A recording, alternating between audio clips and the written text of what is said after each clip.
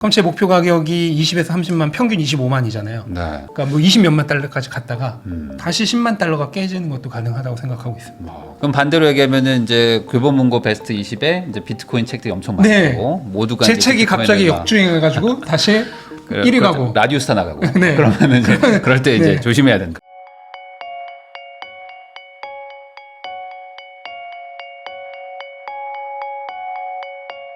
안녕하세요. 부익남TV의 부익남입니다. 오늘은 비트코인 전문가이시죠. 신민철 작가님 모시고 코인 투자에 대해서 다양한 이야기 한번 나눠보도록 하겠습니다. 작가님 안녕하세요. 안녕하세요. 모시고 나서 이제 그 사이에 출연 사이에 지금 뭐 엄청 올랐어요. 지금 뭐 그 알트코인 중에서도 막 네. 지금 뭐 이더리움 막 폭주하는 느낌으로 막 올라가고 있고 그래가지고 지금 또 코인 산 분들은 또 분위기 좋더라고요. 네. 우선 여기 왜 올라갔는지 한번 좀 얘기해 주시면 좋을 것 같아요. 네, 뭐 좀 짧게 볼 수 있는 걸로 보면은 비트코인은 작년 7월부터 지금 1년 내내 월초가 무조건 나빴거든요. 네. 그게 월말 월초에 이제 고용 지표라든지 물가 지표 이런 거 다 몰려 있으면서 비트코인은 리스크 회피 심리가 가장 강하게 발동한 자산 중에 네. 하나거든요. 그래서 월초에 무조건 약했고 반대로 그 리스크 회피 기간이 끝나면은 이제 매도 압력이 다 사라지는 거죠. 네. 그러니까 눌려있던 용수철이 튀어오르듯이 작년 1년 중에 한 차례를 제외하고는 월초 이후부터는 다 올랐어요. 네. 그래서 월초 약세 그 이후 반등 패턴이 1년 내내 반복이 됐거든요. 네. 그것 중에 일환이라고도 볼 수가 있고 네. 조금 더 길게 보면은 비트코인은 유동성과 너무나도 큰 상관관계를 가진 자산이에요. 기본적으로 유동성 흡수제의 역할을 하는 자산이지 기업처럼 주식처럼 현금 흐름에 의해서 평가를 받는 자산이 아니거든요. 그러다 보니까 유동성이 가장 중요한데 지지난주죠. 이제 지지난주 금요일에 어떤 사태가 발생했냐면 미국의 고용지표가 대폭 다 하향 조정됐습니다. 네. 그러면서 지금까지 우리가 좋았던 것을 믿고 있던 고용이 다 사기였다는 게 들통이 났거든요. 그렇게 되면서 갑자기 금리 전망치가 확 내려갔어요. 9월에 금리 인하 안 할 것이다 보는 의견이 더 많았었는데 현재는 거의 90% 금리 인하 한다고 보고 연내에도 원래 한 차례 정도 금리 인하로 예상했는데 지금 최대 3차례까지 보고 있습니다. 네. 그렇게 금리 인하 가능성이 확 올라가면서 그러니까 금리 전망치가 내려간 거죠. 네. 그러면서 유동성과 주식보다 훨씬 밀접한 관계를 가진 비트코인이 지금 흐름이 좋은 거고 네. 당연한 얘기지만은 비트코인보다 알트코인이 더 중요하겠죠, 유동성이. 그러면서 알트코인들이 지금 미리 그런 흐름을 내다보고 좋아지고 있는 거다. 그렇게 볼 수 있는 거죠. 근데 또 알트코인도 종류가 많다 보니까 네. 뭐 지금 어쨌든 가장 빨리 오른 건 뭐 이더리움이 막 네. 올라가고 있던데 이더리움 뭐 특히 뭐 다른 건가 아니면 뭐 그냥 아니요, 선두주자라? 원래 그러니까 비트가 오르면 그 다음에는 이더고 이더가 오르면 그 다음에 메이저 알트고 네. 그 다음에 마이너 알트, 그 다음에 이제 우리가 흔히 얘기하는 잡코인들. 네. 그런 순서대로 원래 이렇게 가는 게 흐름이거든요. 자금의 흐름이거든요. 그런 흐름상 지금 이더리움이 먼저 이제 대장이 가고 있는 거고 저는 이제 이더리움 안 좋았을 때도 여기 나올 때마다 네. 이더리움이 좋게 해서 제가 계속해서 좋은 전망을 말씀을 드렸잖아요. 근데 그 타이밍이 이제 상당히 뒤로 늦어진 건 맞아요. 왜냐면은 트럼프가 취임하자마자 그렇게 관세 전쟁을 세게 때릴 거라고는 예상을 못 했거든요. 원래 네. 지난 2017년에는 2년 차 때부터 그렇게 했어요. 근데 이번에는 앉자마자 그렇게 했잖아요. 네. 그러면서 4월까지 코인뿐만 아니라 주식시장도 바닥을 찍었었잖아요. 그걸 회복한 게 겨우 6월이고 6월 되자마자 이제 좀 많이 좋아져서 실제로 비트코인 신고가까지 찍었는데 네. 바로 다시 중동에서 전쟁이 났죠. 그러면서 또 지연된 거고 그렇게 예상치 못한 사고로 인해서 지연됐을 뿐이지 흐름상으로 보면은 이더리움이 지금 먼저 가는 게 맞는 타이밍입니다. 그러면 이제 아까 말씀해주신 것처럼 그 뭐 월초 뭐 그다음에 월중 말 해가지고 이제 계속 그 반복된 패턴이 있다고 그랬는데 네. 이게 그 1년으로 봐도 이제 패턴이 그렇죠, 좀 있죠. 있는 거죠. 네. 그 8, 9월에 뭐 조정 온다는 얘기. 네, 실제로 비트코인뿐만 아니라 위험자산 시장이 원래 8, 9월이 안 좋고 네. 비트코인은 특히 8, 9월에 안 좋았습니다. 그게 이제 기본적인 흐름이었는데 이것도 또 두 가지 패턴이 있어요. 하나는 8월에 올랐다가 9월에 약해지는 8강 구약 패턴이 있고 네. 8월에 바닥 찍고 9월부터 회복하는 8약 9강 패턴이 있습니다. 비트코인 반감기 다음에는 지금까지 3번 있었죠. 2013년, 17년, 21년. 반감기 다음에는 전부 8강 구약이었어요. 네. 8월에 올랐다가 9월에 좀 조정받는. 그럼 2025년도 반감기 다음에죠. 네.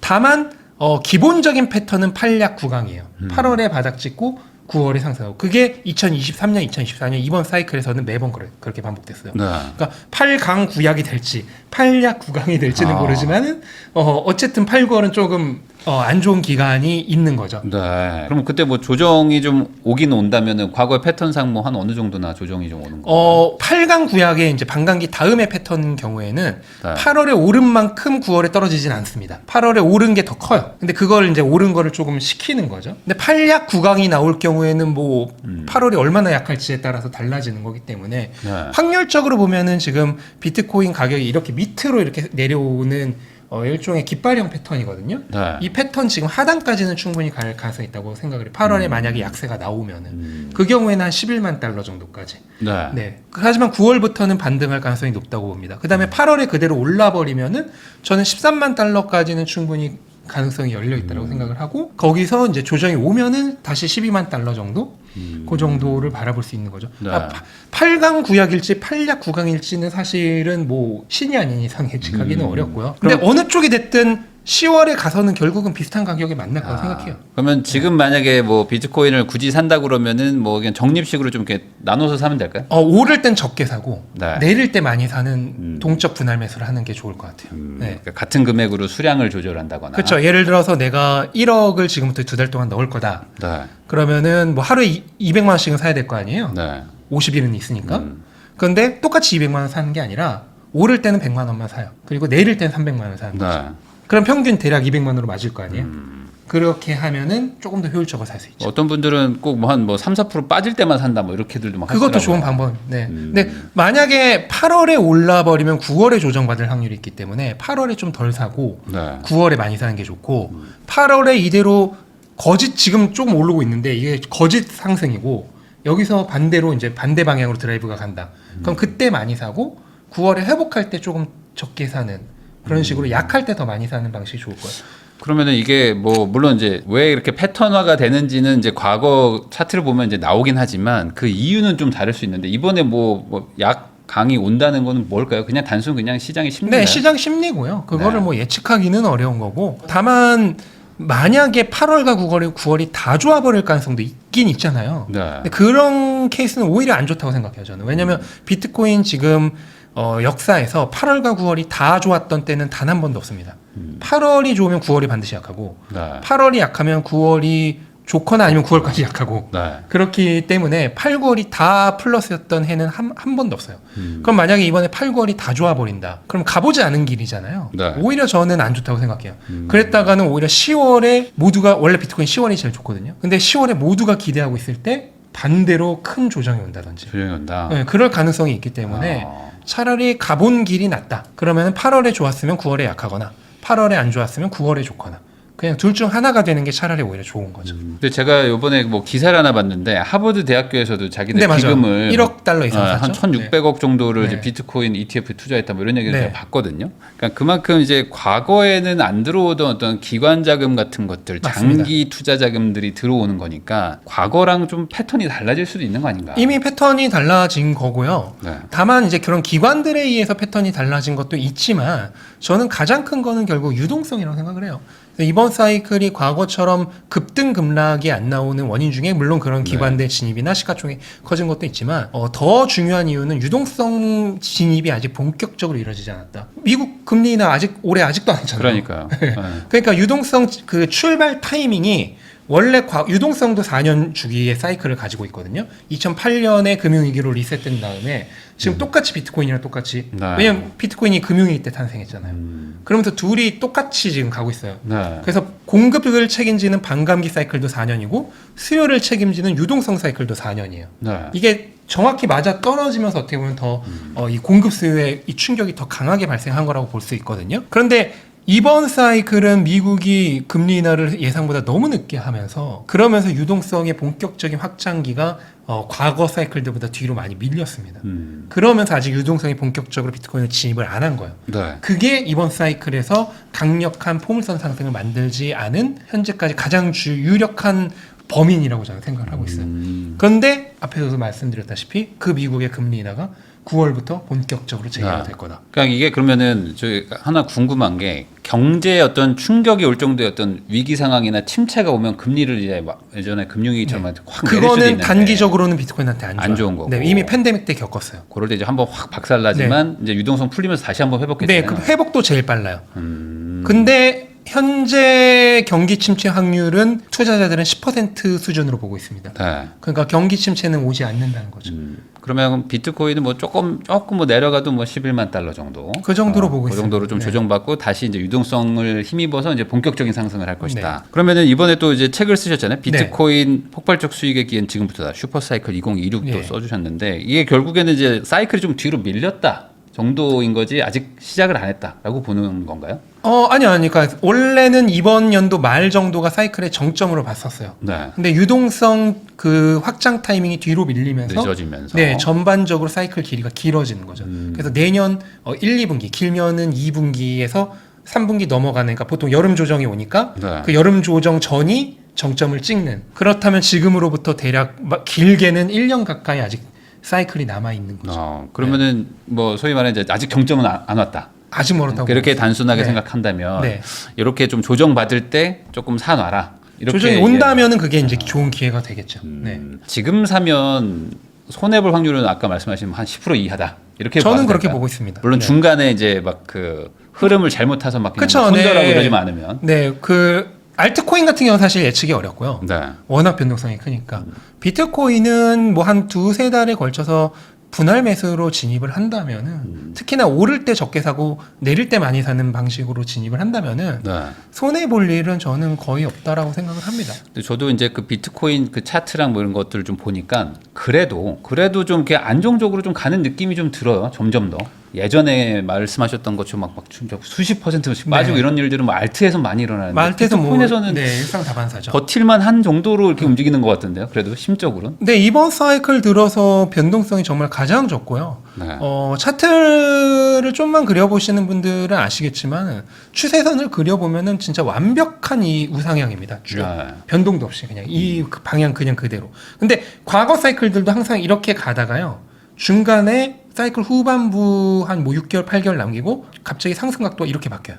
그러면서 이렇게 올라버려요. 그러니까 한번 그렇게 갈 때가 있더라고요. 네, 그게 포물선 상승 위치인데 거기가 언제냐면 유동성 확장기가 본격적으로 시작된 지 한 반년 정도 지난 타이밍. 그러니까 유동성이 제대로 이제 네. 물밀듯이 들어온 타이밍이죠. 근데 이번 사이클은 그게 지금 뒤로 밀렸다는 거예요. 네. 그리고 이제 한 연말 정도 되면은 딱 그 정도 타이밍이 됩니다. 근데 그때 미국의 금리 인하까지 있는 거죠. 네.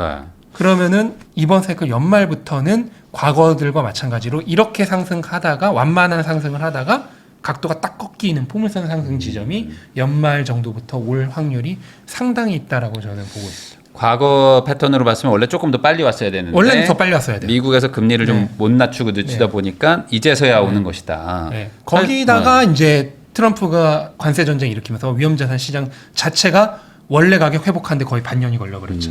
근데 이제 그것도 어쨌든 있고. 관세에 네. 조금 협상들이 좀 되고 있으니까. 관세는 오히려 유동성을 더 밀어올릴 겁니다. 저는 그거 관세 전쟁 시작할 때부터 이미 말씀을 드려서 왔거든요. 네. 단기적으로 악재지만 장기적으로 이번 사이클 후반부에 오히려 더 큰 호재가 될 거다. 아 이거 한번 설명해 주시면. 왜냐하면 원래 트럼프 취임 전에 실효 관세율이 2%였어요. 네. 지금 18%입니다. 18%가 넘어요. 그 얘기는 거의 10배란 얘기예요. 관세율이 그렇게 높으면 어떻게 될까요? 뭐- 수출하는 쪽에서는 그대로 관세를 받아서 팔면은 자기들 거 안 팔릴 거 뻔히 알잖아요. 네. 가격을 낮추겠죠. 가격을 낮추면 관세도 낮아지잖아요. 네. 가격을 낮춰서 팔 겁니다. 마진 줄이죠. 수입하는 미국 쪽에서도 그대로 관세 그대로 덧붙여서 팔면은 소비자가 살까요? 안 사죠. 가격 어느 정도 자기들이 마진 손해 보면서 네. 관세들을 감당을 대신 부담을 해줘야 됩니다. 네. 그러면서 수입하는 쪽 마진도 낮아지죠. 그러면은 수출하는 쪽이든 수입하는 쪽이든 그러니까 전 세계예요. 글로벌 기업들의 실적이 다 낮아집니다. 글로벌 기업들의 실적이 다 낮아지면은 당연히 고용 덜하고 임금 줄이겠죠. 네. 고용 덜하고 임금 줄이면은 소비자들 그 임금을 받는 소비자들은 그렇죠. 소비를 다 같이 줄이겠죠. 힘들어지는 거죠. 네. 그냥 전반적으로 경기가 다 약해지는 거예요. 그러면은 각국의 중앙은행과 재무부는 어떻게 해야 되냐? 금리 낮추고 부양책 실시해야죠. 네. 그렇게 되면서 유동성이 그럼 더 증가하겠죠. 그렇기 때문에 이번 사이클 후반부에는 유동성 폭증의 시간이 올 가능성이 있다. 사실 지금 미국이 금리를 낮추지 않다 보니까 뭐 다른 나라들도 좀 눈치 보고 그렇죠. 같이 좀 왜냐면 못 내리는 것도 있었는데. 환율을 신경을 써야 되니까. 네. 근데 지금 이제 뭐 영국이나 이런 것들은 이제 막 내리고 있고 네. 아마 지금 미국이 같이 내리면 우리나라도 지금 미국을 눈치를 좀 보고 있는데 네. 뭐 같이 또 내려갈 확률도 있고 네. 전 세계적으로 어쨌든 유동성이 좀 늘어날 것이고 네. 그거를 받아주는 거는 비트코인일 것이다. 비트코인이 가장 큰 수혜를 입는 자산인 거죠. 그럼 유동성에. 그럼 비트코인은 연말 전에라는 거 뭐 한 대략 한 언제 정도 전에는 좀 확보를 하고 좀 끝내놔야 될까요? 비트코인이 가장 좋은 시기가 언제냐면 10월 한 20일경부터입니다. 아 그래요? 네. 이거는 뭔가요? 기준이 뭐죠? 그것도 그냥 역사예요. 역사가 확률적으로 10월 20일경부터가 제일 좋아요. 10월 20일경부터 한 12월 초까지. 12월 초까지. 그럼 요때 어찌 보면 놓치면 상승분의 상당 부분을 좀 내가 못 잡는 경우도 있죠. 다만 이건 전제는 8, 9월에 조정이 와야 돼요. 한 번은. 만약 8, 9월에 조정 없이 다 올랐다. 네. 그럼 반대로 이번 연도엔 10월에 한번 조정이 올 수도 가능성이 있고. 있습니다. 그러니까 8, 9월에 8월이 강하고 9월이 약하든 8월이 약하고 9월이 강하든 네. 8, 9월 둘 중 하나는 좀 마이너스인 달이 있어야 돼요. 그 경우에는 10월 후반부부터 좋습니다. 사실 이게 부동산 투자를 주로 하시는 분들 입장에서는 그냥 뭐 올해 안에 오르면 되는 거 아닌가? 약간 이 정도의 그쵸, 생각인데 네, 맞아요. 이 근데 코인 하는 분들은 그렇지 네, 않더라고요. 코인 하시는 분들, 특히 한국인 분들은 뭐 거의 1단위로, 네. 1 안에서도 시간 단위로 그러니까 끌어가고 내일 올라 있으니까. 오늘 올라 뭐 이 얘기를 하시더라고요. 그게 중요하신 아, 분들이고 네. 반대로 이제 부동산 하시는 분들의 입장에서는 사실 뭐 8월이든 9월이든 뭐 언젠가 오르겠지 뭐 약간 이런 네, 느낌이거든요. 네. 근데 이제 그만큼 여기 이제 워낙 변동폭이 크니까 괜히 또 먼저 들어갔다 또 빠지고 그러면 또 속상하니까 그렇게 얘기하시는 것 같은데 전반적으로는 그럼 한 10월 초 정도까지는 좀 매집을 그게 마무리를 해라. 가장 안전하겠죠. 그런 얘기를 해주신 8, 거고. 9월에 조정이 올 경우에 네. 8, 9월이 다 올라버리면은 오히려 위험해요.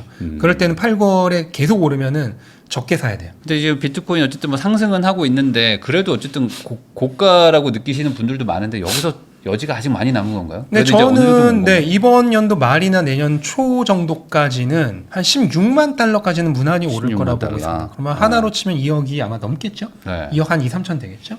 그리고 이번 사이클 후반부는 저는 목표 가격 여기 나올 때마다 얘기하는데 네. 20에서 30만 달러 그대로입니다. 그 정도까지 가는 네. 거는 뭐 큰 문제가 없을 것이다. 20만 달러면 아마 김프까지 생각하면 김치 프리미엄까지 생각하면 아마 3억 될 거고 네. 30만 달러라면은 김치 프리미엄이 많이 붙은 최정점의 순간에는 거의 5억까지 가겠죠. 아. 왜냐면 정점은 보통 한 김치 프리미엄 20%막 붙거든요. 네. 근데 네. 김치 프리미엄 얘기 나와서 왜 이렇게 안 붙어요? 김치 프리미엄. 지금 그 투자자 일반 투자니까 기관 투자자 위주로 지금 상승을 하고 있고요. 네. 일반 투자자들의 관심도는 지금 최저 수준입니다. 그 소셜 네트워크 관심도라고 하는 그런 지표가 있는데 네. 그게 뭐냐면 유튜브, X 뭐 이런 데서 얼마나 비트코인 콘텐츠들을 소비자들이 소비하느냐. 네. 그걸 측정한 거를 보면은 지금 맥시멈이 100이라고 하면 현재 10 수준입니다. 10 정도. 그 얘기는 네. 거의 관심이 없다는 그러니까 거죠. 이렇게 올랐는데도 네. 왜 이렇게 개인들이 관심을 안 가져요? 이게 되게 그냥 사놓으면 오르는 건데. 과거에는 코인들이 급등급락하는 이런 네. 개인들이 좋아하는 그거였죠. 지금 기관들이 들어오면서 너무 굉장히 천천히 오르죠. 평온하게 네. 가는구나. 그러니까 개인들이 지금 관심이 없는. 근데 아까도 말씀드렸다시피 네. 반드시 사이클 후반부에는 이런 때가 와요. 네. 그때 미친 듯이 관심도가 올라오면서 그때 개인들이 오겠죠. 지금 그걸 측정할 수 있는 중요한 인간지표 중 하나가 뭐냐면 이 책이 네. 지금 교보문고 경제 경영에 1페이지라고 해서 1위부터 20위까지 나오잖아요. 네네네. 코인 책이 제 책 하나뿐입니다. 아, 코인이 아예 없군요. 네. 아. 나머지 9권의 책은 전부 코인 책이 아니에요. 그 말은 지금은 이렇게 천천히 순탄하게 가는 거는 개인들이 그걸 원하지 않는다. 그렇죠. 아, 개인들은 그런 급등할 때 정도는 안 들어오죠. 된다. 그래서 많은 분들이 이렇게 얘기해요. 이제는 기관들이 들어오고 시가총액이 워낙 커졌기 때문에 네. 더 이상 개인들이 그렇게 막 달려들지 않을 거고 김치 프리미엄 없을 거다라고 얘기하시는데 투자는 항상 지금 상황을 보고 미래를 함부로 예측해서는 안 됩니다. 금이 비트코인보다 시가총액이 10배가 커요. 네. 그리고 금은 기관들이 들어온 게 아니라 국가들이 대부분 가지고 있잖아요. 그랬던 금조차도 한 반년 전에 미친 그렇지, 듯이 한번 오를 때 오르죠. 홈쇼핑에서 물건이 동나고 네. 김치 프리미엄이 25%까지 붙었어요. 근데 비트코인이 25% 못 갈 거라 생각하세요? 나중에 봐보세요. 정점에 가면은 네. 반드시 그때 가서 그렇게 불나방들 미친 듯이 달려듭니다. 이야. 그때 사면은 이제 유동성 탈출구가 되는 거예요. 네. 그 말은 반대로 얘기하면은 이렇게 순탄하게 오르는 게 뭐 어찌 보면 뭐 몇 억가요 이게 아니라 한번 급등장이 맞아요. 오고 끝날 것이다. 네, 막판에 그렇게 오니까 뭐 예를 들어서 한 3억까지 천천히 가다가 만약 5억까지 간다고 하면 만약에, 네. 만약입니다 이거는 5억까지 간다고 하면은 한 3억까지는 슬금슬금 가다가 3억에서 5억은 그냥 한 방에 확 가버려요. 갑자기 막 네. 3억 4천, 7천, 네, 8천 네, 그렇게 가는 막 거죠. 며칠 만에 쫙쫙쫙 올라가는. 왜냐면 3억에서 5억은 60%만 올라도 바로 가버리는 거잖아요. 그러면 그때 가서 사람들이 막 사러 오고 그쵸. 프리미엄이 붙고 막 그럴 때다. 그리고 그때 어떤 말이 나오냐면은 이제 비트코인은 네. 과거와 같은 하락장을 없을 것이다. 이제 새로운 네, 세계로 논리가 간다. 네, 어. 이제부터는 비트코인은 국가급 자산이기 때문에 이제는 영원히 올라. 영원히 올라간다. 지금 사야 된다. 그 그런 말들이 나올 때 이제 맞아요. 미리 준비했던 사람들은 맞아요. 유유히 퇴장하는 금이 연초에도 똑같은 얘기 나왔거든요. 이제 금으로 간다. 경제 위기 오니까 이제 금 사모아야 된다 해서 그때 네. 초보자라고 해야 되나? 뭐냐 돈이 없는 분들도 금 살라고 갑자기 금 그랬어요. 사잖아요. 네. 네. 그러면서 금 프리미엄이 20몇 %까지 붙은 맞아요. 거거든요. 저는 그때도 얘기했어요. 금은 이렇게 오르고 나면 이제부터 조정 올 거고 그 다음에 비트코인 오를 거다. 네. 그냥 정확히 그대로 된 거죠. 근데 나중에 이 사이클의 끝에서도 똑같은 얘기가 나올 겁니다. 결국에는 네. 유동성을 흡수하는 자산이 비트코인이기 때문에 그렇게 얘기를 해주신 것 같아요. 신민철 작가님하고 이야기 나누고 있는데요. 그러면 이번에 그 또 이더리움 막 올라가니까 전고점 뚫었다는 얘기가 나오니까 갑자기 막 이슈가 되고 그러면서 사람들이 이더리움 지금이라도 살까 이런 얘기들이 나오거든요. 그게 똑같은 약간 그 포모 현상으로도 보이는 것 같은데. 네, 포모 현상일 수 있고 네. 다만 아직 달러 기준으로는 전고점을 뚫지는 못했거든요. 그래서 지금 달러 기준으로 전고점을 뚫는 시점이 조금 위험할 수 있는 시점. 네. 그래서 만약에 8월에 강하고 9월에 약한 반감기 다음의 패턴이 이번에 반복된다면 전고점 뚫고 조금 오를 거예요, 더. 네. 왜냐면 전고점 부분에 매도 물량이 엄청 많이 몰려 있을 거 아니에요. 그럼 그거 뚫을 때 분명 쇼 스퀴즈가 일어날 거거든요. 그러면서 더 오를 거예요. 하지만 그 이후에 조정이 올 9월에 특히 조정이 온다. 비트코인 조정 온다면 네. 이더리움 무조건 옵니다. 그럴 확률이 좀 있어요. 그러니까 전고점 뚫을 때가 오히려 위험하다고 할 수 있죠. 그 정확히 똑같은 패턴이 다른 모든 코인에게 똑같이 나왔는데 XRP 네. 전고점 몇 번 건드렸다가 다 다시 떨어졌고 솔라나 또 전고점 한 2번 뚫었다가 떨어졌고 비트코인도 작년 3월에 69,000달러 전고점 뚫고 73,000까지 갔다가 그 이후로 아시겠지만 7개월 네. 동안 했죠. 이더리움도 마찬가지로 전고점 뚫은 다음에 쇼스퀴즈로 한 번 더 올랐을 수는 있지만은 그 이후로 만약에 9월에 비트코인 조정이 온다면 이더리움도 똑같이 조정이 올 수 있죠. 그러니까 전고점 부분은 항상 너무나 강력한 저항이 있기 때문에 네. 조금 그거를 소화시키는데 시간이 걸리는 구간이라고 생각해요.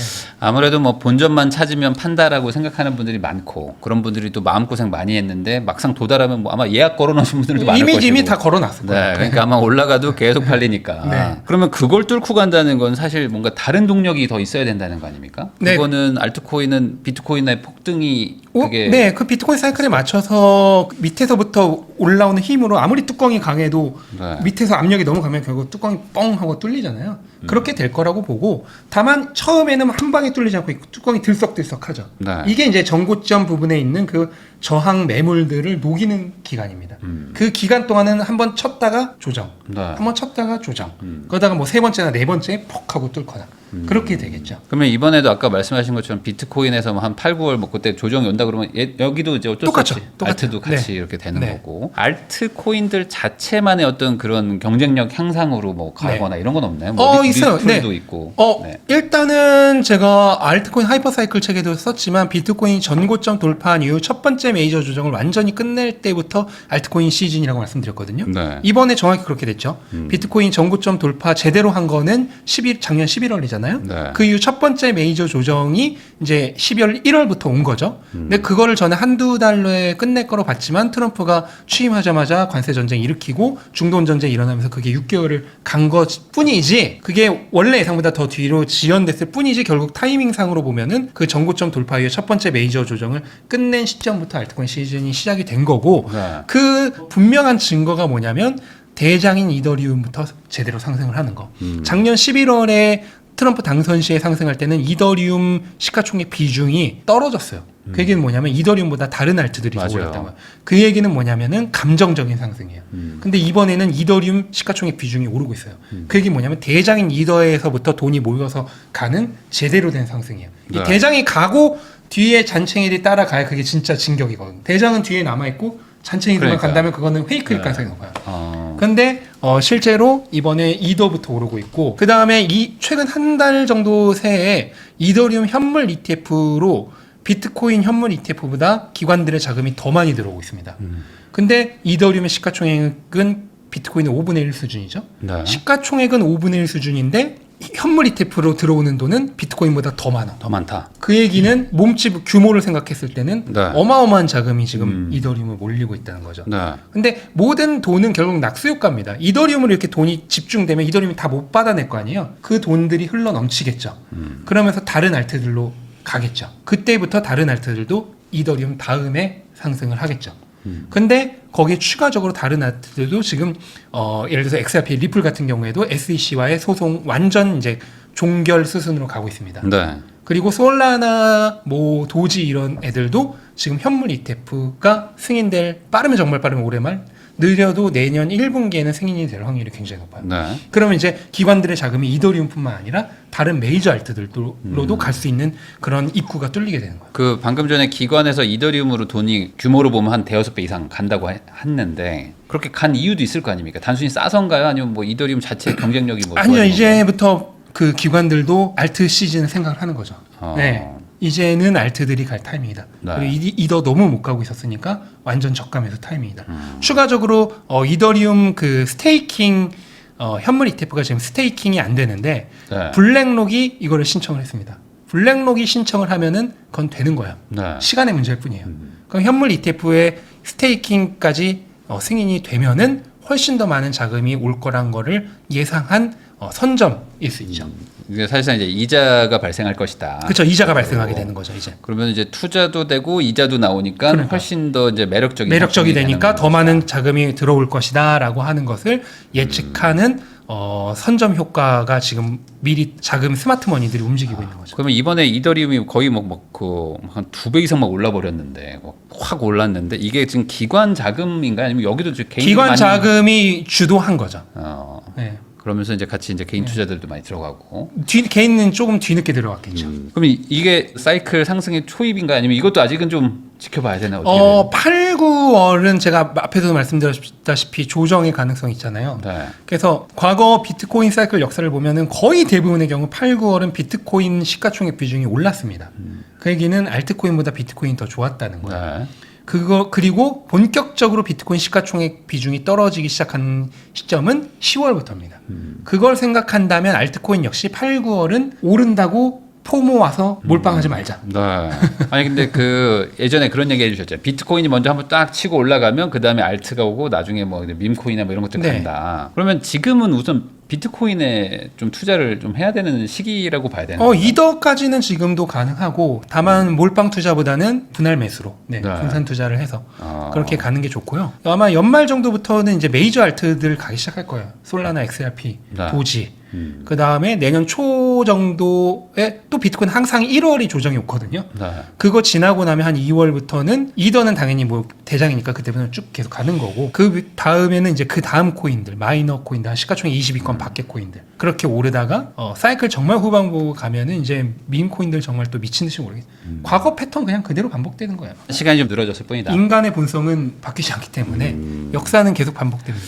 이더리움이 작년엔가 뭐 안 올라갈 때 이더리움 경쟁력 없다 이제 얘는 이제 뭐 밀릴 것이다 뭐 이런 얘기들 나왔는데 지금의 상황에서는 뭐 그런 건 아닌가요? 이더리움은 다시 한번 뭐 근데 저는 그때부터도 이더리움 계속 좋게 말했거든요. 아마 여기 나와서도 이더리움 계속 좋게 얘기했던 걸로 기억을 하는데 대장은 결국 이더고요. 이번 사이클 끝날 때까지 비트코인 대비 그동안 모든 알트코인들이 다 안 좋았잖아요. 네. 그거랑 마찬가지로 대부분의 알트코인 대비 이더가 더 좋을 겁니다. 물론 그렇다고 해서 다른 알트코인들이 이더보다 더 오른다는 건 아니에요.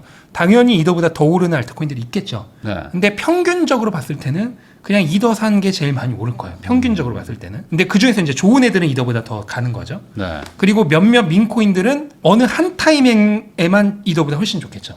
얘네들은 그냥 쫙 올랐다가 한번 쫙 올랐다 떨어지니까. 빠지니까. 네. 그런 것은 차치하고 그냥 평균적으로 봤을 때는 아마 이더가 모든 알트 중에 제일 좋을 거예요. 이더리움도 아까 말씀하셨던 것처럼 이제 비트코인 같이 어떤 이런 상승 사이클이 이제 온다고 하면 이제 막 전고 좀 뚫은 거니까 보통 뭐 어느 정도를 뭐 예상들을 하고 있는 건가요? 이제 일단은 근데 이더가 사실 목표 가격은 예측하기가 너무 어려워요. 왜냐면 비트코인도 사실 이 주식과는 다르게 네. 뭐 현금흐름 하위법이라든지 이렇게 가격을 예측할 수 있는 명확한 뭐가 없죠. 모델은 없거든요. 네, 네. 그렇기 때문에 비트코인 역시도 추측의 영역인데 이더리움은 더 추측의 영역이기 때문에 네. 알기는 어렵지만 전고점을 돌파할 경우에는 저는 한 $6,000대까지는 1차적으로 개인적으로는 그냥 정고점 돌파한 그냥 그 추세로 갈 거라고 생각합니다. 근데 그 그럼 이후부터 이제 어디까지 오를지는 이제는 이더의 몫인 거죠. 한 8,900만 원 정도까지는 어느 정도는 이제 갈 수도 있다. 그냥 정고점 뚫은 그냥 그 추세만으로도. 사실 다른 거에 비하면 이제 정고점 겨우 도달한 거니까. 뭐 XRP도 이미 정고점 네. 도달했고 솔라나도 도달했고 심지어 바이낸스 코인도 도달했거든요. 네. 이더만 못 가고 있어. 달러 기준 아직도 못 갔어요. 네, 네. 그렇기 때문에 이더가 제일 느린 만큼 이제 쫓아갈 텐데 어디까지 갈지는 알 수 없지만 4,500달러가 정고점이죠. 여기 돌파하면 한 6,000달러대까지는 무난히 일단 간 다음에 그 다음에 이제 생각을 하겠죠. 어디까지 갈지. 그럼 과거 패턴 때는 뭐 보통 한 얼마나 올랐나요? 그때도. 일단은 지금 이더 같은 경우에 이제 워낙 큰 시가총액 큰 알트다 보니까 비트코인과의 관계를 생각을 해야 돼요. 왜냐면은 비트코인이 오른 거에 비례해서 그거에 맞게 오를 가능성이 굉장히 높거든요. 근데 과거 이제 패턴을 보면은 이더 가격을 비트코인으로 나눴을 때 이더 가격을 비트코인으로 나눈 가격 지수를 봤을 때 네. 지난 사이클 같은 경우는 지지난 사이클에 피보나치 되돌림 50% 지점까지 올랐어요. 네. 이번에 똑같이 피보나치 되돌림 50% 지점까지 오른다고 하면은 한 0.05가 조금 넘는 수준이 될 거예요. 그 얘기는 뭐냐면은 비트코인 가격이 예를 들어 20만 달러를 가면은 네. 이더는 그거에 0.05면은 1만, 1만 달러겠죠? 네. 네. 비트코인이 30만 달러까지 가면은 1만 5천 달러겠죠? 그 정도까지는 확률적으로는 가능하다. 그러면은 뭐 지금도 충분히 낮은 수치네요. 그렇죠. 네. 그렇지만 이게 지금 또 단기 급등하면 또 그렇죠. 네. 왜냐면 받잖아요. 지금도 후반부를 생각하면 여전히 낮은 가격이다라고 말씀을 드려도 네. 내가 사자마자 2, 3% 떨어지면은 이제 벌벌 떠시는 분들이 많으니까 2, 3%가 아니라 뭐 20%씩 빠지던데 코인 쪽은. 충분히 가능해요. 조금만 네. 그냥 네, 가능하기 때문에 팔골은 너무 욕심내지 말고 네. 천천히 모아가시는 게 좋다. 그러면은 지금 뭐 비트코인, 뭐 알트코인 다 지금 어쨌든 지금 반등을 다 해버렸다고 보고 당장은 좀 조심스럽게 들어가야 되는 건가요? 아니면 뭐 지금이라도 좀 덜 오른 게 뭐 있나요? 아니요, 지금은 웬만한 알트코인들도 올랐고 좀 덜 오르긴 했지만은 9월에 만약 비트코인 조정이 오면은 더 빠질 거예요. 그렇기 때문에 그걸 생각한다면은 네, 좀 오를 땐 적게 사고 내릴 때 조정을 차라리 노리는 그게 여전히 좋습니다. 그 제가 누군가한테 들었는데 알트코인들 중에서도 지금 말씀하신 이더리움, 뭐 리플 이런 건 올랐지만 뭐 안 오른 것들 시총 큰데 아직 안 오른 것들도 좀 있더라고요. 뭐 정고점이랄까 뭐 회복 못한 것들. 네, 네. 에이다라든지 네. 코인들이 있는데 그런 것도 우리 차례 아니냐 뭐 이렇게 얘기하시는 분도 있던데. 그렇게 되겠죠. 되겠지만 저는 결과적으로 이더리움이 그냥 평균적으로 봤을 때는 알트 중에서 제일 좋을 것이고 네. 이더리움보다 이제 더 좋을 코인들을 찾아내야 되는 건데 그게 쉽지는 않을 것이기 때문에 그래서 제가 늘 말씀드리지만 이 알트 중에 예를 들어 알트 포트폴리오만 100으로 놓고 보면 네. 비트는 제외하고 비트는 네. 당연히 절반 이상 가지고 계셔야 되는 거고요. 내가 전체 포트폴리오에서 30%를 알트로 채웠다 하면 그 중에 가장 많은 비중은 이더리움이어야 할 것이고 나머지는 이제 섹터별로 나눠서 제가 그 알트코인 하이퍼 사이클을 네, 네. 적지 않았습니까? 섹터별로 나눠서 그냥 최소한 10개 정도의 코인으로 분산 투자를 해라. 왜냐면 어느 놈이 이더보다 더 갈지를 예측하기 어렵기 때문에. 다만 확률적으로는 미국에 있는 미국계 코인 중 그동안 규제 압박에 눌려 있었던 애들이 확률적으로는 제일 높아요. 미국 가장 대표적인 게 XRP랑 솔라나. 네. 예, 얘네들이 확률적으로는 이더보다 더 좋을 가장 유망주가 아닐까. 그러면은 이제 여기서 이제 뭐 일반적인 부동산 투자자 입장에서는 그냥 안전하게 가는 게 좀 선호되거든요. 네. 이더리움 그냥 사면 되는 거 아닌가? 뭐 이렇게 생각이 드는데 네. 여기서 더 먹으려다가 잃을 수도 있지만 그쵸. 코인 하시는 분들은 그래도 네. 거기서 더 간다 이거죠. 네. 그러니까 결국 자신의 성향에 걸려 있는 것 같아요. 네. 네. 공격적인 분이시라면은 시가총액 낮은 알트를 더 담을 수 있는 거고 보수적인 분이시라면은 시가총액 높은 애들로만 담아야겠죠. 근데 단순 계산하면은 근데 비트코인 사는 거랑 이더리움 사는 거랑 향후 지금 가격을 비교하면 뭐 비슷비슷한 거 아닌가요? 이더리움 좀 더 가는 건가요? 지금 가격대로 보면은 지금 비트코인도 네. 2배, 이더리움도 이더리움 한 2배 반, 3배 정도. 네, 이더리움 조금 더 갑니다. 아. 확률적으로 보면 왜냐면 아까 제가 말씀드린 5% 수준까지 간다고 했을 때 네. 이더리움이 상대적으로 더 갈 거예요. 지금 그러네요. 왜냐면 5% 수준이 아니잖아요. 지금 비트코인 12만 달러에 5%면 원래 이더가 6천 달러여야 되잖아요. 네. 근데 지금 4천 몇백 달러잖아요. 조금 그러니까 덜 올랐으니까. 이더리움이 더 상승 여력이 있는 거죠. 근데 그런 어떤 큰 틀에서 안정성 같은 것들까지 고려하면 굳이 이더리움을 해야 되나 싶은 생각도 좀 그렇죠. 드네요. 네, 그러니까 정말로 보수적인 분이라면 비트만 해도 되고 조금 더 수익을 노리신 분들이라면은 비트 7, 이더 3. 비트 7, 이더 네. 3. 거기서 이제 조금 더 네. 수익을 노리시는 분들이라면 뭐 비트 5, 이더 3, 그다음 뭐 솔라나 1, 리플 1. 거기서 이제 더 가시는 분들은 알아서 뭐 하시면 됩니다. 도지도 가고 막 하는 건가? 도지코인은 어때요? 도지코인? 도지코인도 당연히 밈코인 시즌이 오면 오를 거예요. 근데 도지는 이제 사실 밈코인의 단계를 좀 넘어가고 있기 때문에. 아, 그러면 얘는 네. 여전히 기능은 없는 거죠? 그렇죠. 네. 근데 왜 넘어갔다고 표현을 하시는 거예요? 규모가 그러니까 결국은 수요와 공급이고 수요와 공급이라고 하는 건 수요는 결국은 사람들의 신뢰잖아요. 네. 네, 브랜드 인지도잖아요. 그 브랜드 인지도가 이제는 민코인의 단계가 좀 아니지 않나? 그걸 넘어선 그냥 인지도가 네, 높아서. 네, 그냥 메이저 알트코인이지 민코인으로 취부하기에는 조금 이제 브랜드 인지도가 너무 크죠. 저는 그 알트코인 중에서도 어쨌든 이더리움까지는 이제 조금 이해를 해보려고 노력하고 있거든요. 아, 얘가 나름 그래도 생태계도 만들고 기능도 있구나. 근데 민코인은 도대체 뭘까? 민코인은 사실 비트코인의 초기 버전을 생각하시면 돼요. 비트코인 초기 나왔을 때는 민코인이잖아요. 뭐 그렇긴 하겠죠. 네. 그거랑 똑같아요. 네. 여기는 철저하게 약간 투기 심리로 좀 많이 움직이는. 그렇죠. 뭐 그렇게 네, 봐야 네, 되겠죠. 자산 규모가 일정 수준을 넘어갈 때까지 사람들의 신뢰가 일정 수준 넘어갈 때까지는 투기의 영역이라고 봐야겠죠. 비트코인도 네. 결국은 성공을 했으니까 자산으로 인정을 받는 거지. 초기에는 엄연히 투기였잖아요. 네, 네. 네, 그거랑 똑같다고 보시면 됩니다. 그래서 도지코인 같은 경우 이제 민코인 단계를 넘어가고 있다고 하는 게 이제 그 사람들의 신뢰도가 이제 어느 정도 이제 투기의 영역을 벗어나려는 그런 측면으로 가고 있는 거고. 네. 아직까지는 투기의 영역이지만.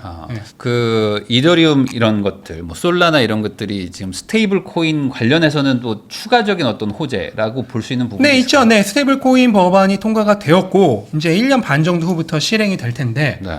그 사실 이번 사이클은 이미 지나간 후기 때문에 의미가 없을 수 있지만 다음 사이클부터는 그렇게 되면은 이제 스테이블 코인이 이더리움에서 제일 많이 발행이 되고요. 그 다음에 솔라나에서도 많이 발행이 됩니다. 그 다음에 네. XRP 리플도 지금 스테이블 코인 하고 있죠. 그렇기 때문에 스테이블 코인이 많이 발행되거나 취급하는 그 블록체인 네트워크는 인기가 많을 가능성이 높죠. 그러면 그 세 개만 뭐 사실 사놔도 크게 뭐 알트코인 그렇죠. 알트코인 중에서는 가장 믿을 만한 3대장이라고 할 수 있죠. 그러면은 결국에 여기도 10월 아까 말씀하신 비트코인 좀 좋아지는 그 시기를 거의 비슷하게 또 같이 따라가는 거의 비슷하게 따라가는데 보통 알트코인이 한 타이밍 됐습니다. 반박자 정도. 비트코인이 먼저 가고 그 다음에 이더리움 가고 네. 그 다음 메이저 알트 가고. 그러면 올해 크리스마스는 좀 따뜻하겠네요, 전반적으로. 그럴 확률이 저는 높다고 봅니다. 아, 여기서 혹시 변수 있나요? 여기서 지금 이 예측에 어떤 변수가 있다면 뭐가? 8월이 다 올라 버리면은 연말이 어떻게 될지 몰라요. 8월이 다 오르면은 10월, 11월 좀 흐지부지 되고. 거기가 오히려 조정이 올 수도 있어요. 혹시 이 코인 관련해서 좀 트럼프가 뭐 말실수를 한다거나 뭐 어떤 그런 트럼프는 것들도 있어요? 계속해서 좋은 것만 하기 때문에 사실 코인 관련해서 문제가 될 리는 없고 오히려 갑자기 뭐 중국과 파탄을 낸다든지 그거는 코인 외적인 거죠. 네. 그쪽으로 문제가 발생할 확률은 있겠죠. 아니면 금리 인하 지금 3회 낮춘다는 거가 어느 정도 지금 시장에 반영이 돼 있는 거죠, 지금. 아 최근에 이제 반영이 되고 있어요. 그러면서 지금 가격이 오르는 그러면 거예요. 금리 인하가 좀 늘어질 수도 있겠네. 그러면 좀 그것도 그러면은 앞서겠네요. 또 네, 문제가 될 수 있죠.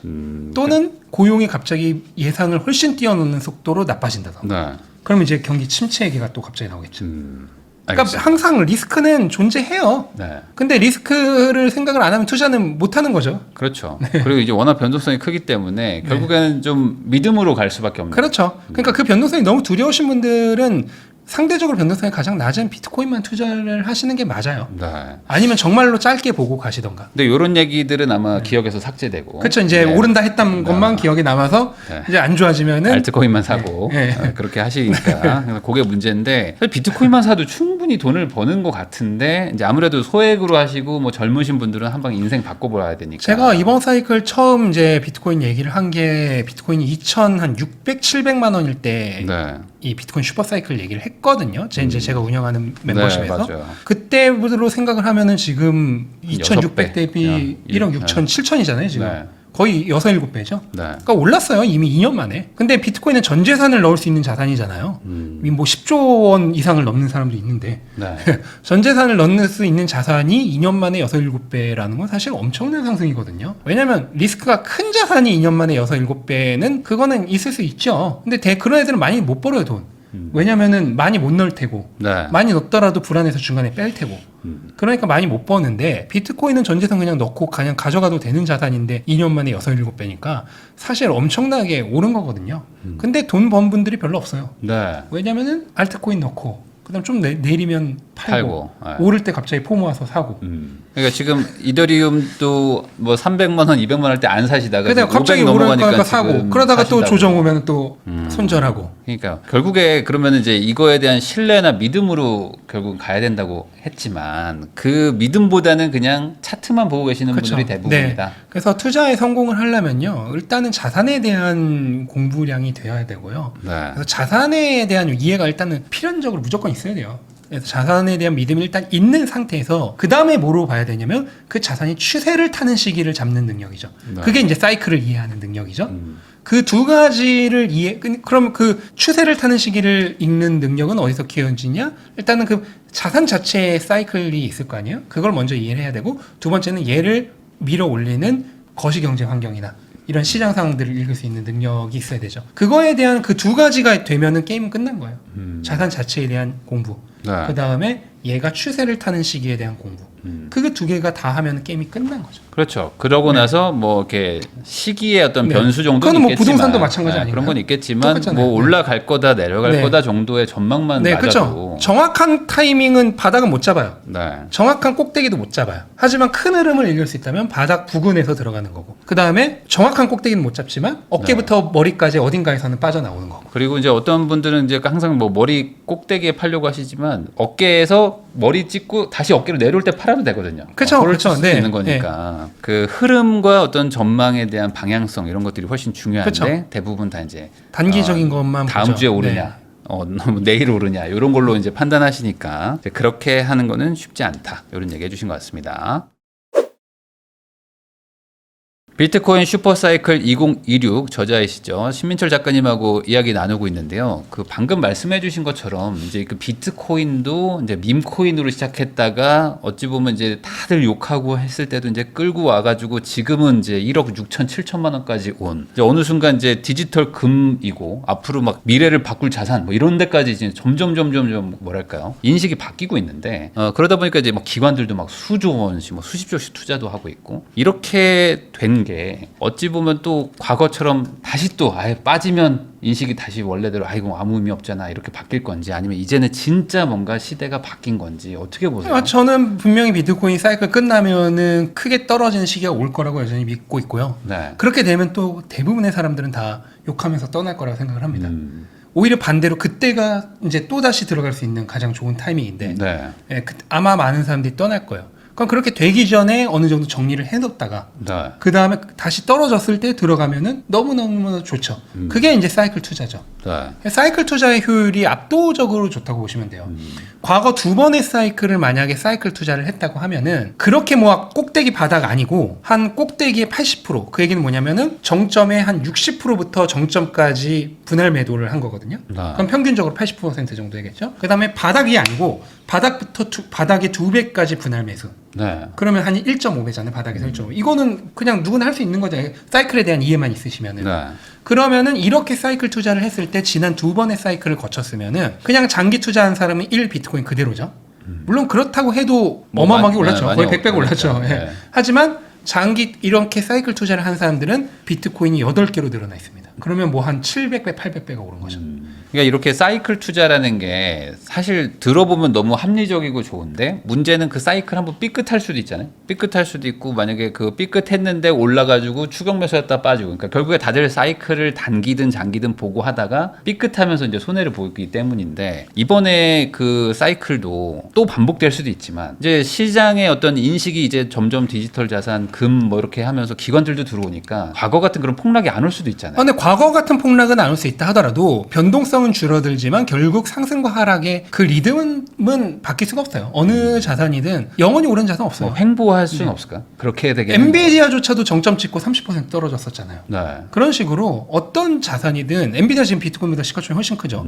그런데도 30% 떨어졌다는 얘기는 비트코인은 그거 시가총액 절반이니까 네. 60% 갈 수 있다는 얘기잖아요. 충분히 가능해요. 어느 자산이든 상승과 하락의 그 흐름은 절대로 막을 수가 없습니다. 반드시 존재를 하는 거고 비트코인은 유동성 사이클 사이클과 반감기 사이클, 공급과 수요 사이클에 너무나도 밀접한 관계를 가진 주식은 그래도 현금 흐름이라도 있으니까 원래는 흐름상 떨어져야 될 타이밍인데 갑자기 실적이 너무 좋아. 네. 그럼 오를 수 있잖아요. 근데 비트코인은 그런 게 없다니까요. 공급과 수요만으로 결정되는데 공급과 수요의 사이클이 맞물려 있잖아요. 네. 그러면 그 사이클 흐름을 타고 갈 수밖에 없는 거예요. 이 사이클 예를 들어서 나중에 공급과 수요의 사이클이 완전히 엇갈려 버려. 그런 때가 와. 그러면 이제 그거에 맞춰서 사이클을 새로 해석을 해야겠죠. 하지만 현재까지는 그 정도는 아니에요. 그렇다면은 결국은 사이클은 아직은 리듬이 이제 존재한다고 봐야 되고, 그럼 분명 정점 찍었다가 크게 하락하는 때가 올 겁니다. 그래서 그런 것들을 이제 부정하는 사람이 많을 때 오히려 팔기 좋은 거예요. 그러니까 결국에 이제 팍 치고 올라가서 이제 다른 시대로 온다. 그쵸. 이제 뭐 비트코인 시대가 네. 왔다 할 때. 이제, 네. 그럼 반대로 얘기하면은 이제 교보문고 베스트 20에 이제 비트코인 책들이 엄청 네. 많고 모두가 제 이제 책이 갑자기 비트코인에다가 역주행해가지고 다시 1위 가고. 라디오스타 나가고. 네. 그러면은 이제 그럴 때 이제 네. 조심해야 된다. 그럼 저는 이제 라디오 스타 가서 얘기하고 이제 파는 거죠. 그러니까 이게 결국에는 그런 거잖아요. 이게 단순히 생각하면은 뭐 가치 저장 수단이지만 실제 사용 가치는 없는 거니까 어찌 보면 이게 가격이 내려갈 것 같으면 먼저 팔고 나가겠다는 그런 수요들이 계속 쌓일 수도 있고. 그렇죠. 네. 그리고 또 이걸 팔아서 저평가된 다른 걸로 또 옮기면 그만이니 어쩔 수 없이 순환매 사이클이 또 올 수밖에 네. 없다. 비트코인은 구매력 저장 수단이라고 보시면 돼요. 그래서 네. 구매력이라고 하는 에너지죠, 결과적으로. 그 에너지를 저장하는 디지털 에너지 배터리입니다. 네. 그렇게 이해를 하시면 될 것 같아요.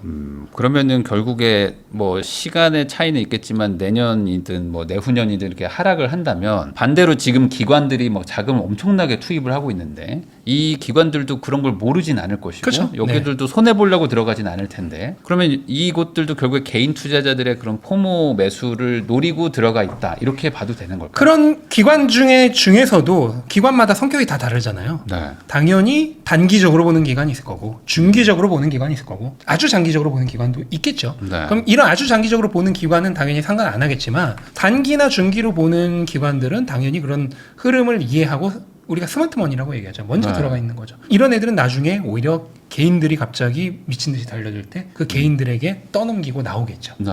그러면은 지금 엄청나게 사는 기관들이 반대로 그때 엄청나게 판다고 생각을 해보세요. 네. 그러면 가격이 우리가 예상한 것보다 훨씬 더 떨어질 수도 있는 거죠. 그러니까요. 그러니까 이게 만약에 기간이 들어왔기 때문에 안정된다라고 볼 수도 있겠지만 기관들이 먼저 또 단일 그런 결정권으로 빨리 팔아버릴 수도 있는 거니까 네. 더 무서운 게 아닌가 네, 생각도 좀 지금 들어오는 엄청난 돈이 반대로 엄청나게 빠지는 거를 상상을 해봐야죠. 그러니까 이런 얘기를 항상 듣다 보면 다시 한번 또 마이너스 70% 80% 가는 거 아닌가. 가능성 있다고 봅니다, 저는. 네. 근데 그렇게 가는 것도 어쨌든 전조 증상들은 분명히 있겠죠. 말씀하셨던 마지막 불꽃 같은 폭등은 네, 무조건 과열 지표들, 온체인 데이터 과열 지표들이 굉장히 많이 이미 있고요. 네. 그런 것들을 종합적으로 수십 개를 보면서 판단을 낼 예정입니다. 그 과열 신호들이 아직은 과열이 아니라 여전히 차갑고요. 네. 걔네들이 이제 깜빡깜빡 과열 신호를 보낼 때 사람들은 그때 포모를 입고 엄청나게 달려들겠지만은 준비된 사람들은 오히려 그때 빠져나가는 거죠.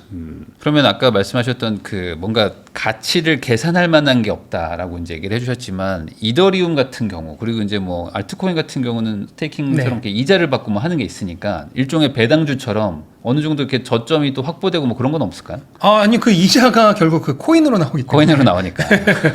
가격이 떨어지면은 이자도 같이 떨어지는 거잖아요. 그러니까 어차피 던지는군요. 네. 그러니까 내가 이자를 이더리움으로 받았는데 이더리움 폭락하니까 다 던지는. 네, 그렇죠. 그러니까 이게 아직 취약한 부분은 분명히 있어요. 이 부분은. 그러면은 이런 상황에서 결국에 절대적인 가치에 대한 믿음은 가지고 있어야지만 장기 투자를 할 텐데 왜냐면 단기로 사이클로 하시는 분도 있지만 네.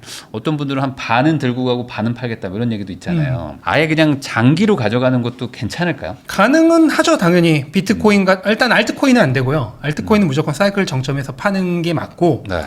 비트코인 같은 경우에는 계속해서 가져갈 수 있어요. 장기. 저도 일부는 장기로 계속 가져갈 거거든요. 네. 하지만 아까도 설명드렸다시피 사이클 투자를 하는 게 효율이 훨씬 더 좋았고 앞으로도 좋을 거라고 저는 믿습니다. 네. 그렇기 때문에 사이클 투자를 병행을 하는 게 투자자로서는 더 맞는 일이죠. 그럼 일부를 장기로 가져가시는 이유는 혹시나 틀릴까봐. 그렇죠. 틀릴 가능성도 있기 때문에 그럼 틀리면 어떻게 되냐. 장기 물량 가지고 있는 거 있으니까 올라도 좋은 거예요. 네. 그러다가 또 그렇게 내가 예상한 타이밍보다는 사이클이 더 같지만 영원히 오르는 자산은 없기 때문에 네. 결국 거기서 또 떨어질 거 아니에요. 그때 남은 미리 팔았던 돈 투입하면 되는 거죠. 아까 그 작가님께서 이제 2,600만 원대 요때 이제 비트코인을 추천을 하셨다라고 얘기를 했는데 그때 그 가격이었던 건 반대로 얘기하면 정말 시장이 너무나 차갑고 비트코인 끝났다고 했으니까 2,600까지 떨어졌던 맞아요. 거잖아요. 네. 그럼 반대로 이번에도 그렇게까지 그러니까 뭐 한 80%까지 빠지려면은 지금의 이 뭔가 좀 뭐랄까 과거랑은 분명히 달라진 느낌이긴 하거든요. 훨씬 더 인식들도 더 많이 좋게 하고 있고 사람들도 많아졌는데 과연 그렇게까지 인식이 또 나빠질 것인가? 충분히 가능합니다. 저는 이번 사이클 끝나면은 60% 정도 하락 충분히 올 수 있다고 보고 그럼 제 목표 가격이 20에서 30만 평균 25만이잖아요. 네. 25만에 60%가 빠지면 10만 달러까지 네. 내려온 거죠. 10만 달러가 깨지는 것도 가능하다고 생각해요. 이번 사이클 끝난 다음에. 네. 그러니까 뭐 20몇만 달러까지 갔다가 다시 10만 달러가 깨지는 것도 가능하다고 생각하고 있습니다. 그러면 시총 기준으로는 엄청난 돈이 날아가는 그쵸. 건데 네. 그런 것들의 대다수의 피해자는 또 그럼 개인이 된다 이렇게 보시는 그렇죠. 건가요? 뒤늦게 달려드신 분들이 되겠죠. 왜냐면 지금 또 기업들 중에는 뭐 우리나라 기업들도 마찬가지지만 뭐 아예 비트코인만 모으는 기업들이 늘어나고 있어요. 있고 그런 기업들이 또 주가가 또 올라가고 네. 있는데 그런 기업들 입장에서는 또 이걸 던지지 않을 이유가 던질 없잖아요. 가능성이 상당히 있고 네. 이제 이 전략을 최초로 실행한 게 스트래티지 MSTR이잖아요. 네. MSTR은 이미 지난 사이클에서 굉장히 안 좋았던 시기를 다 견딘 역사가 있는 기업이죠. 그러니까 이번에도 또 당하면 이상한 거 아니냐. 그런데 아마 거기는 계속 그대로 할 거예요. 또 가요? 왜냐면은 그걸 표명하고 있는 기업이기 때문에 네. 만약에 비트코인을 판다면은 오히려 자기의 논리를 자기가 꺾는 거가 되기 때문에 네. 걔네는 그냥 아주 장기적으로 보고 있는 기업이거든요. 그러니까 MSTR 같은 경우에는 그 가격 등락 상관없이 내리면 또 내린 대로 사고 계속해서 사 나갈 거예요. 그렇지만 다른 기업들은 이번 사이클 들어서 처음으로 이 대열에 합류를 한 거잖아요. 네. 그러니까 뭔 짓을 할지 모르죠. 사이클 후반부에 얘네들이 던지기 시작하면서 그게 폭락장의 시초가 될 수도 있는 거죠. 네. 트리거가 될 수도 있는 거고. 그다음에 처음엔 좀 견디는 듯 했지만 가격이 떨어지니까 무리해서 대차대표 완전히 무리해서 매수를 한 기업이나 이런 경우에는 뭐 주주의 압박을 못 버티고 판다든지 그러니까요. 그런 가능성들이 충분히 있죠. 아니 뭐 또 대출 받아가지고 사는 경우도 있고. 근데 뭐 요즘은 전환사채도 이제 그 대출이 하고. 비트코인 담보 대출로 하는 경우는 거의 없고 대부분은 전환사채로 네. 하긴 합니다. 네. 그렇기 때문에 비트코인 가격이 떨어진다고 해서 얘네가 청산되거나 하진 않거든요. 음. 예. 하지만 주주들의 압박이 셀 경우에는 네. 뭐 주주들이 팔아라 할 수도 있는 거잖아요. 그럴 경우에는 팔 수도 있는 거예요. 그렇죠. 이제 전환사채면 거꾸로 얘기하면은 비트코인 빠지면 주가도 같이 폭락하면서. 그쵸. 네. 전환사채 어떻게 할 거냐 하면서 네. 이제 막 나올 텐데. 네, 뭐 그중 파산하는 기업도 생길 수 있고. 그럼 그러니까. 파산하는 기업은 무조건 팔아야 되잖아요.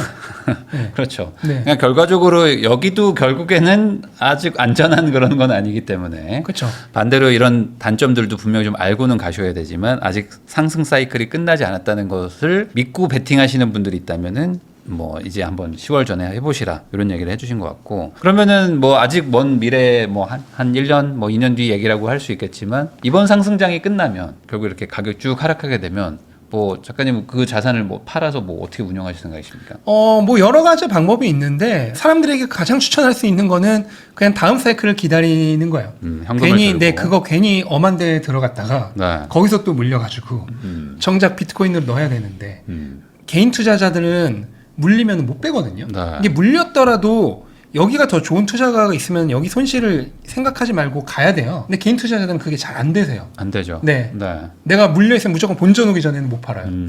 얘가 이만큼 떨어진 다음에 이 가격을 가나 지금 얘로 옮겨서 얘가 그 가격 가나 똑같은 건데 그게 네.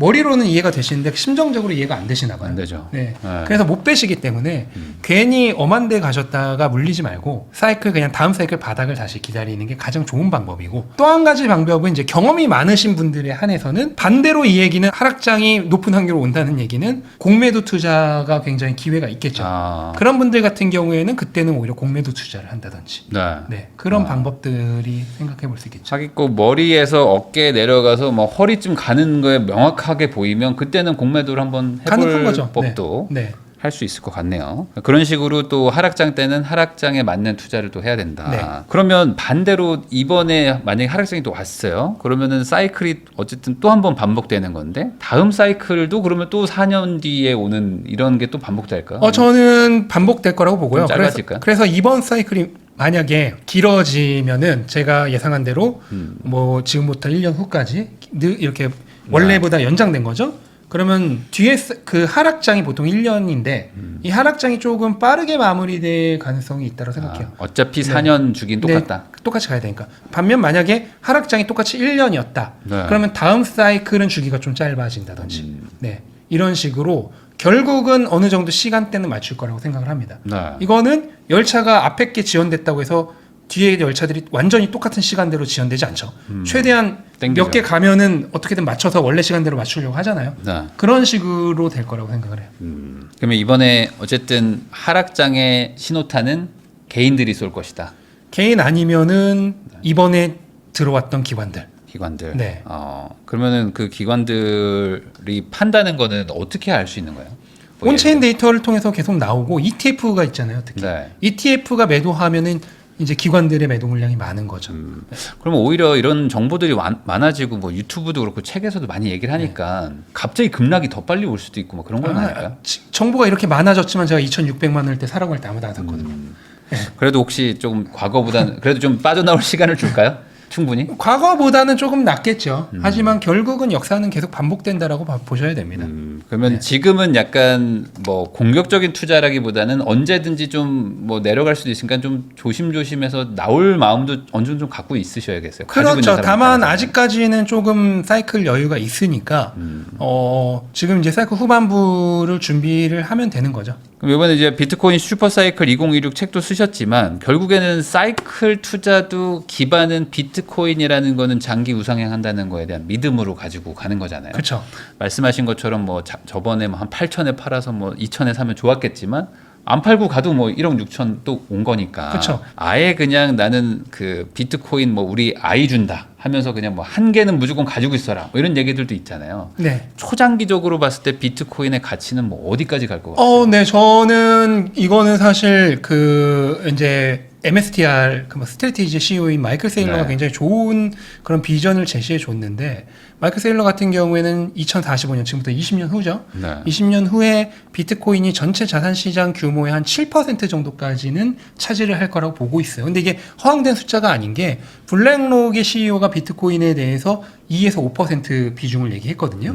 근데 원래 작년에 1에서 3%였어요. 네. 2에서 5로 오른 거예요. 올라가네요. 그러면 한 몇 년 지나면 5에서 10으로 오를 거 아니에요. 네. 그러면 5에서 10이면 평균 대략 7.5잖아요. 네. 충분히 가능한 얘기고 그러면은 2045년의 자산시장 규모가 아마 4천조 달러 정도 될 거예요. 네. 그거의 7%라는 얘기는 280조 달러죠. 280조. 280조 달러를 2,100만 개로 나누면은 한 1,300만 달러. 네. 그러니까 비트코인 하나가 1,300만 달러 160억, 170억 이렇게 되는 거의 거예요? 200억 되겠죠. 네. 거의 200억. 네. 거의 200억 정도 된다고 본 건데 저는 근데 그 스트래티지의 마이클 셀러가 이 얘기를 하기 전부터도 한 2050년 정도까지 전체 시가총액에서 5에서 10%될 거라고 네. 얘기를 했거든요. 그러면은 마찬가지로 한 뭐 7, 8%까지 충분히 갈 수가 있는 거고 그렇게 됐을 때 저는 결국 한 2050년 정도 되면은 비트코인 가격이 충분히 2천만 달러도 넘어갈 수 있다고 보고 있어요. 네. 근데 그렇게 간다는 거는 지금 정도의 인식은 아니고 거의 대다수의 사람들이 비트코인을 갖고 싶어서 정말 뭐 그쵸. 난리가 나 있을 네. 상황일 것이다. 대신 그때가 되면은 이제 상승률이 굉장히 지금보다는 훨씬 줄어들겠죠. 네. 이번 사이클도 지금까지 이미 6, 7배가 올랐고 네. 앞으로 여기서 2배 더 오른다고 하면은 바닥 대비로는 뭐 열 몇 배가 오른 거잖아요. 네. 근데 그때가 되면은 이제 한 사이클에 그렇게 큰 가격 상승은 없겠죠. 그러면 거의 금 시총을 뭐 추월하는 정도가 아니라 훨씬 더 뭐 갈 유일한 거예요. 자산급으로 될 것이다. 네. 그렇게 말하는 근거가 혹시 뭔가요? 뭐 있을까요? 일단은 금 같은 경우에는 이미 채택이라고 하는 게 끝났어요. 네. 이제 더 이상 그 새로운 진입이 없습니다. 유입이 없고, 그러니까 S자 곡선을 치면 얘는 5,000년이 된 자산이잖아요. 네. 이미 모든 채택이 끝나서 이 채택이 거의 없는 단계예요. 반면 비트코인 같은 경우에는 현재 전 세계 인구의 3% 정도 채택을 한 상황이에요. 그럼 기술의 S자 곡선으로 보면 이제 완전 얼리 어답터 수준에서 조금 이제 메이저로 가는 네. 대중화로 가는 그 단계에 있는 거거든요. 2000년도 조금 전에 인터넷이랑 비슷해요. 근데 비트코인은 인터넷과 똑같이 디지털 자산, 그러니까 가치를 인터넷으로 전송하는 그런 기관이에요. 그래서 네. 기존의 인터넷이 정보를 디지털화한 거라면은 비트코인은 가치를 디지털한 거예요. 네. 그래서 저는 결과적으로 비트코인이 인터넷과 같은 채택 흐름을 가질 거라고 봅니다. 그러면 지금부터 인터넷이 2000년대 이후로 폭발적으로 성장을 했듯이 비트코인이 현재 2000년 조금 전에 그 인터넷의 발전 상황과 비슷하다면 지금으로부터 20에서 30년 동안 폭발적인 채택의 기간이 올 것이다라고 보고 있습니다.